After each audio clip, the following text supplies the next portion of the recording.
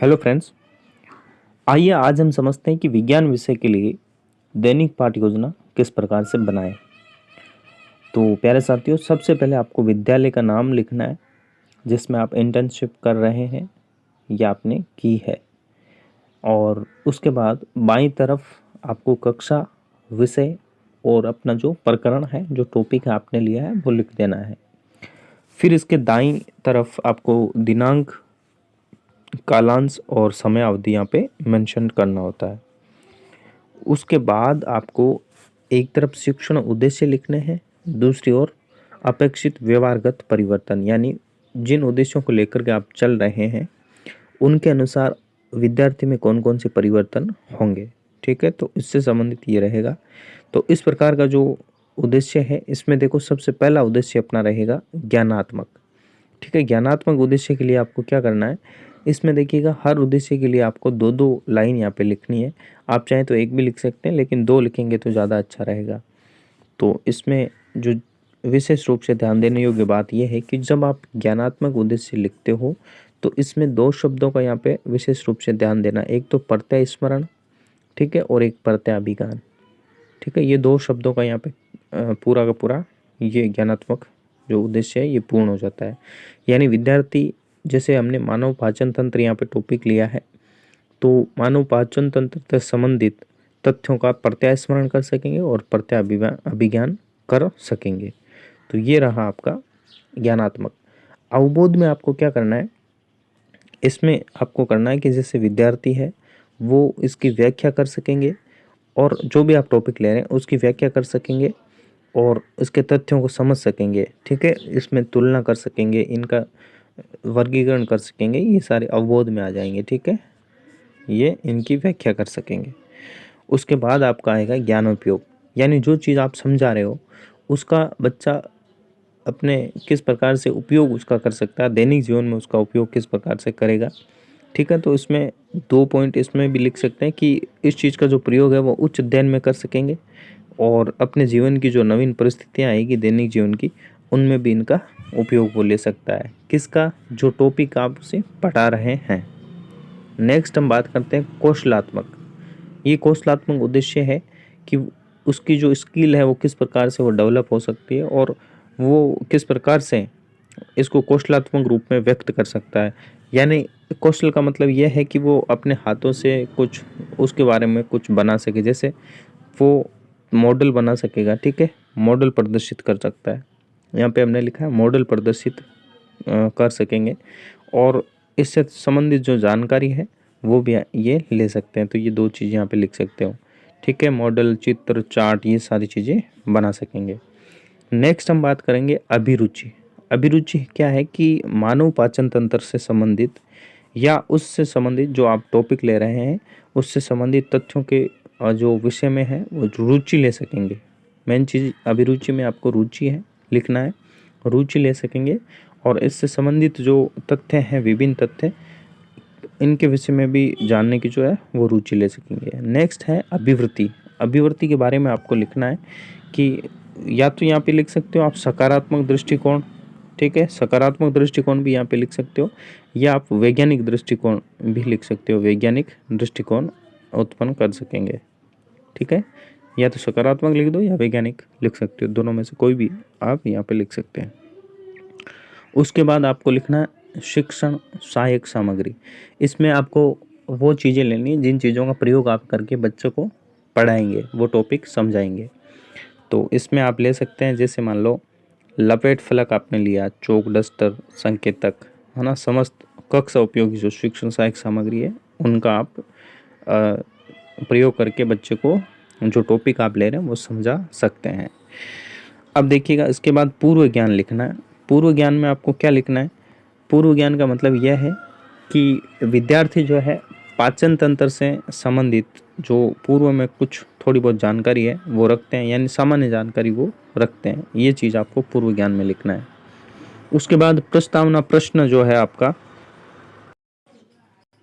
तो इसमें आपको प्रस्तावना प्रश्न मुख्य भूमिका होती है, क्योंकि ये एक इंटरेस्ट उत्पन्न करता है, बच्चे में इंटरेस्ट पैदा करता है, कि एक जिज्ञासा की प्रवृत्ति उसमें डेवलप करता है कि जो टॉपिक आप पढ़ा रहे हैं उससे संबंधित पहले उसको प्रश्न पूछें। पहले शुरुआत में सरल प्रश्न होने चाहिए और लास्ट का जो प्रश्न होता है वो थोड़ा-सा समस्यात्मक होना चाहिए, ठीक है? यानी बच्चे को वो नहीं आना चाहिए उसका जवाब। तो इसीलिए तो आप उसको समझाएँगे, ठीक है? जो बच्चा नहीं जानता है वो जानकारी आप देने के लिए आप दैनिक पाठ योजना बना रहे हैं और उस टॉपिक को आप ले रहे हैं, ताकि जो जानकारी बच्चा जान रहा है, पूर्व ज्ञान है, सामान्य जानकारी तो है, लेकिन उससे आगे आप जो समझाएँगे, वहाँ तक बच्चे को ले जाना है। और सबसे बड़ी चीज़ यहाँ पे क्या है कि ये एक सीक्वेंस में होने चाहिए, ठीक है? ये जो प्रश्न आप पूछ रहे हैं, ये एक सीक्वेंस में तारतम्यता होनी चाहिए इनमें, यानी एक के बाद एक। कैसे? जैसे कि मनुष्य को पोषण कहाँ से प्राप्त होता है? तो बच्चे कहेंगे भोजन से। अब ये भोजन आया है तो वापस आपकी तारतम्यता, जो आपका नेक्स्ट जो क्वेश्चन होगा वो भोजन से शुरुआत होनी चाहिए उसकी। तो भोजन हेतु मनुष्य किस पर निर्भर करता है, ठीक है? तो भोजन हेतु मनुष्य किस पर? पेड़ पौधों पर और अन्य जीवों पर निर्भर करता है। अब ये जवाब आया बच्चों का कि पेड़ पौधे और अन्य जीवों पर डिपेंड करता है। तो आपका जो नेक्स्ट प्रश्न है वो पेड़ पौधे या जीव जंतुओं से शुरू होना चाहिए। तो देखो कि पेड़ पौधे व अन्य जीवों द्वारा प्राप्त भोजन कैसा होता है? तो बच्चे कहेंगे सरल या जटिल में से एक जवाब देंगे, तो वो कहेंगे जटिल रूप में। तो अब वापस देखो, मेरे कहने का मतलब तारतम्यता होनी चाहिए। जो प्रश्न का जवाब दिया जा रहा है उस जवाब का ही नेक्स्ट आपका सवाल होना चाहिए। ये खासियत होती है प्रस्तावना प्रश्न की। तो इसके बाद देखो जटिल रूप यहाँ पे दिया, तो जटिल पदार्थों को सरल पदार्थों में किसके द्वारा परिवर्तित किया जाता है? तो ये पाचन तंत्र का मुख्य काम होता है। तो आपका टारगेट ये था कि पाचन तंत्र बच्चों को समझाना। तो पाचन तंत्र के बारे में आपको समझाने के लिए अब समस्यात्मक सवाल ये देना है कि मानव पाचन तंत्र से संबंधित आप और क्या जानते हैं, इसके बारे में आप अन्य क्या जानते हैं?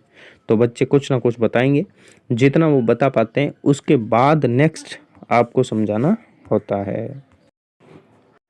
तो इस प्रकार से अपना समस्यात्मक सवाल आप बच्चों को दे देंगे। बच्चे जो भी बताएंगे उसके बाद आपको प्रस्तुतिकरण करना है, ठीक है? प्रस्तावना प्रश्न हो गया, उसके बाद आप अपनी प्रस्तुतिकरण बच्चों को देना है, ताकि जो टॉपिक की जानकारी आप देना चाह रहे हैं वो बहुत ही अच्छे तरीके से आप कर सकें। तो दैनिक पाठ योजना का सबसे महत्वपूर्ण जो पार्ट है वो प्रस्तुतिकरण है। तो आइए प्रस्तुतिकरण को भी समझते हैं। प्यारे साथियों, प्रस्तुतिकरण में आपको क्या करना है, यहाँ पर आपको 3 बिंदु लेने हैं। शिक्षण बिंदु, ठीक है? शिक्षण बिंदु जिसमें फर्स्ट अपन ने यहाँ पे रखा है जैसे मानव पाचन तंत्र, ठीक है? उसके बाद आपको छात्र अध्यापक कथन, और प्यारे साथियों छात्र अध्यापक कथन जो है यहाँ पर भी आपको बोलना है। जैसे ये प्रस्तुतिकरण है, इससे पहले आपको क्या करना है, जैसे आप ये प्रस्तावना प्रश्न पूछते हैं उसके बाद छात्र अध्यापक कथन भी यहाँ पे, इससे पहले आपको बोलना है कि प्यारे साथियों मानव पाचन तंत्र से संबंधित आज की चर्चा में हमारा पॉइंट ये रहेगा कि मानव पाचन तंत्र से संबंधित जानकारी प्राप्त करेंगे, ठीक है? मानव पाचन, ये या फिर ये भी लिख सकते हैं कि प्रिय छात्रों आप जो प्रकरण ले रहे हैं उससे संबंधित जानकारी प्राप्त करेंगे। जैसे यहाँ पे प्रिय छात्रों मानव पाचन तंत्र से संबंधित आज हम जानकारी प्राप्त करेंगे, तो ये भी आप यहाँ पे लिख सकते हो। इसके अलावा आपको जैसे ये आपको शिक्षण बिंदु जो है वो 3 यहाँ पे लेने, और छात्र अध्यापक जो कथन है, अध्यापिका या अध्यापक जो भी कथन आपका रहेगा, तो इसमें आपको क्या करना है कि विकासात्मक प्रश्न जो है यहाँ पे वो लेने हैं। विकासात्मक प्रश्न का मतलब ये है कि आप जो पढ़ा रहे हैं उनको वो किस प्रकार से उनमें डेवलप कर सकते हैं, कि उनकी जो नॉलेज है वो किस प्रकार से डेवलप कर सकते हैं। तो इसमें क्या रहेगा कि मानव द्वारा भोजन का अंतर्ग्रहण किसके द्वारा किया जाता है, तो इसमें भी वही है, सीक्वेंस ही आपको रखना है। तो मुख द्वारा यहाँ पे हो जाएगा। तो मुख द्वारा भोजन किया गया भोजन हेतु जो भोजन वो कहाँ जाता है, पाचन तंत्र में जाता है। तो पाचन तंत्र के विषय में आप क्या जानते हैं, वो कुछ नहीं जान रहे, यहाँ पे भी एक समस्यात्मक सवाल आपको उनको देना है। उसके बाद छात्र अध्यापक या अध्यापिका जो भी कथन आपको होगा उससे संबंधित जो आपके पास नॉलेज है वो नॉलेज आपको बच्चों के सामने एक्सप्रेस करना है।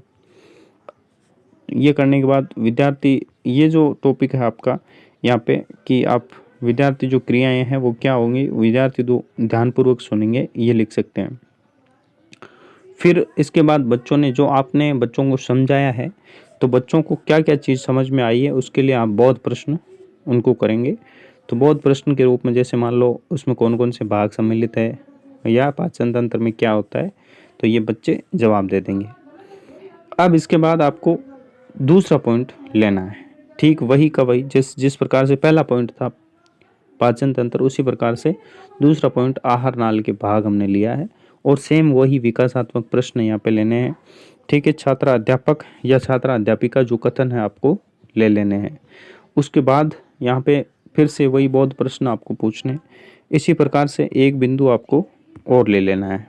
ठीक है, 3 पॉइंट आप लेते हैं तो अच्छा रहेगा, 3 पॉइंट। अब देखो साथ के साथ इधर शामपट कार्य भी चल रहा है। ठीक है, जो चीज़ आप उनको समझा रहे हैं बोर्ड पर, जैसे चित्र भी बना रहे हैं या कुछ भी कर रहे हैं, तो आप ये भी साथ के साथ करते जाएं। शामपट कार्य पे जैसे मान लो आप आहार नाल का जो है चित्र आप बना रहे हैं, तो वो भी आप बोर्ड पे यहाँ पे आप बना सकते हो। शामपट कार्य का यही मतलब है। इसके बाद तीसरा पॉइंट यहाँ पे लिया, जैसे मान लो अंतःस्रावी ग्रंथियाँ यहाँ पे लिया है हमने, तो इसमें भी वही चीज़ करनी है। ठीक है, ये प्रस्तावना, ये विकासात्मक प्रश्न हो जाएंगे और ये छात्र अध्यापक या अध्यापक का कथन जैसे कि जो आप समझा रहे हैं वो चीज़ हो जाएंगे। और इसमें जो क्रियाएं हैं, तो आप जब समझा रहे हो तो विद्यार्थी क्या करेंगे बताइएगा, ध्यानपूर्वक सुनेंगे और समझेंगे। और फिर आपको बोध प्रश्न ये भी पूछना है। बोध प्रश्न का मतलब ये है कि जो चीज़ आप पढ़ा रहे हैं वो बच्चों को कितना समझ में आ रहा है। इसके बाद आप नेक्स्ट क्या करेंगे, इनको मूल्यांकन के लिए प्रश्न पूछेंगे। ठीक है, मूल्यांकन प्रश्न में जो टोटली आपने चैप्टर जो पढ़ाया है उससे संबंधित आप सारे 4 से 5 प्रश्न आप पूछेंगे। तो इसमें आप जैसे मान लो इस मनुष्य के आहार नाल के भाग के बारे में पूछ सकते हैं, तो ये पूछ सकते हैं। इसके अलावा आप पूछ सकते हैं कि पाचक रस कौन सी ग्रंथियों द्वारा स्रावित होता है, ये पाचन तंत्र से संबंधित है। आप जो टॉपिक ले रहे हैं उससे संबंधित अन्य सवाल भी बना सकते हैं। ठीक है, तो इस प्रकार से इसमें क्या करना, आपको 3 प्रश्न तो ऐसे, 2 प्रश्न तो ऐसे आपको ये विकल्पात्मक जो होते हैं, है ना, MCQs, ये हो गया एक। फिर ये एक रिक्त स्थान वाला आप पूछ लें। उसके बाद सत्य असत्य वाला भी, फिर एक छोटा सा ये टिप्पणी वाला। ठीक है, और ये पाचक ग्रंथियों के नाम, इस प्रकार से आप लघुतरात्मक और अति लघुतरात्मक रूप से ये सारे प्रश्न दे सकते हैं। ठीक है, अब सबसे लास्ट में और महत्वपूर्ण यह है कि जो बच्चे को गृह कार्य के लिए आपको कौन सा सवाल देना है। तो गृह कार्य के लिए बच्चे को निबंधात्मक सवाल दे सकते हैं, जिसमें काफ़ी अच्छे से वो लिखें और अपनी सोच जो है, अपनी वैज्ञानिक दृष्टिकोण से वो जो चीज़ समझ रहा है उन चीज़ों को लिख पाएँ। तो इस प्रकार से हमने विज्ञान के लिए दैनिक पाठ योजना को समझा। वीडियो अच्छा लगा हो तो चैनल को सब्सक्राइब करें, लाइक करें और शेयर जरूर करें। Thank you.